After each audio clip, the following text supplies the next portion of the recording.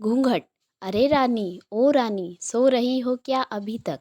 रानी की जेठानी जोर जोर से चिल्ला रही थी घर के आंगन में खड़े होकर। रानी यानी मैं। तभी मैं भागती हुई अपने कमरे से निकली और बोली, दीदी आ गई मैं। जेठानी बोली, रानी तुम्हारा नाम रानी है, तुम रानी नहीं हो। मैंने तुम्हें रात में ही समझाया था कि सुबह को जल्दी उठ जाना, तुम्हारी मुंह दिखाई की रस्म है। मैंने बोला कि दीदी रात को नींद ही नहीं आई, नई जगह है और मन में थोड़ा डर था कि सुबह आँख नहीं खुली तो। रजनी दीदी हंसते हुए बोली, रानी मेरी प्यारी देवरानी, जल्दी से घूंघट कर लो, अगर माँ जी आ गई तो हंगामा हो जाएगा। मैंने घूंघट किया ही था तभी माँ जी वहाँ आ गई और कड़कड़ाती आवाज़ में बोली, चलो अब क्या यहीं गपशप मारती रहोगी तुम दोनों? हमने चलना शुरू ही किया था तभी माँ जी ने रजनी दीदी के कंधे पर हाथ रखा और बोली, पता है ना कहाँ से जाना है और कैसे जाना है? माँ जी ने बोला कि जब कोई भी बड़ा तुम्हारे सामने खड़ा हो तो हमेशा घूंघट में रहना और कम से कम अपने बड़ों के सामने आना तो बिना घूंघट के तो कभी नहीं। रजनी दीदी कुछ बोली ही नहीं, बस अपना सर हिलाकर हाँ बोल दिया। मैंने भी बस अपना सर हाँ में हिलाया। माँ जी के जाने के बाद मैंने पूछा, रजनी दीदी आप तो स्कॉलर हो और इन सब चीज़ों को कैसे निभाते हो?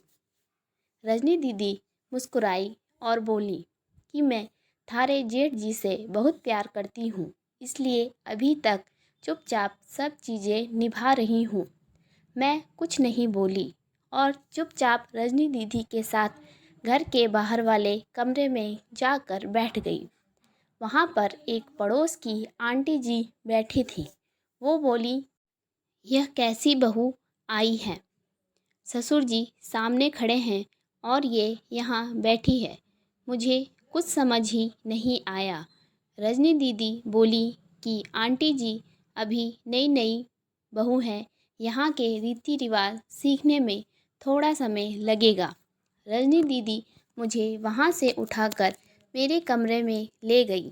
6 महीने यूं ही छोटी छोटी चीज़ों में बीत गए। फिर एक दिन मैं रवि के साथ साड़ी लेने गई।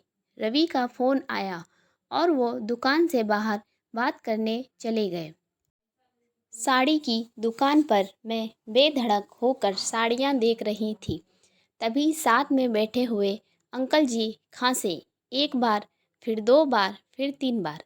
मैंने साड़ी वाले भैया से बोला कि भैया इन अंकल जी को पानी दे दो, बहुत खांसी हो रही है इन्हें। अंकल जी भड़क उठे और बोले, क्या बदतमीज लड़की है ये, कुछ शर्म लिहाज है या नहीं इसे? दुकान पर हंगामा देख रवि बाहर से भागकर अंदर आए और अंदर आते ही अंकल जी के पैर छूकर बोले, मामा जी आप यहाँ? मैं घबरा के दुकान से निकल आई, एक लंबा घूंघट करके गाड़ी में बैठ गई। रवि बाहर आए और गाड़ी में बैठकर गाड़ी बहुत तेज़ चलाने लगे। मैंने धीमी आवाज़ में बोला, गाड़ी बहुत तेज़ चला रहे हैं, कहीं एक्सीडेंट ना हो जाए। हम घर पहुँचे ही थे तभी माँ जी ज़ोर ज़ोर से चिल्लाते हुए बाहर आई, देखो आ गई ये रानी साहिबा, खानदान की इज्जत मिट्टी में मिलाकर। तभी रजनी दीदी आई और बोली, माँ जी मेरे शादी को 6 साल हो गए हैं, मैं अभी तक मामा जी को नहीं जानती, ये कैसे जानेगी? माँ जी ज़ोर से चिल्लाई, देखो ये कैसे चपड़ चपड़ जबान चला रही है। रजनी दीदी को डांटते हुए कहा। रवि सबकी बात काटते हुए बोले, माँ ये दोनों सही बोल रही हैं, अगर ये हमेशा घूंघट करके रहती हैं तो ये मामा जी को कैसे पहचानेंगी? और माँ आज मामा जी के फ़ोन पर तुमने पूरे घर की शांति को भंग कर दिया है। ये वो ही समाज है जिसने सीता मैया पर भी उंगली उठाई थी। पिताजी और जेठ जी ने भी अपना पक्ष रवि के साथ ही रखा। माँ जी थोड़ी देर सोचने के बाद वापस रजनी दीदी और मेरे पास आई और बोली कि तुम दोनों को अपनी मर्यादा पता है। मुझे उम्मीद है कि तुम कभी भी मेरा सर शर्म से नहीं झुकने दोगी। हम एक ही परिवार के सदस्य हैं। हमें हमेशा साथ रहना है। अच्छा वक्त हो या बुरा वक्त, हर सदस्य को अपनी मर्यादा पता है। माँ जी ने मुझे और रजनी दीदी को गले से लगा लिया।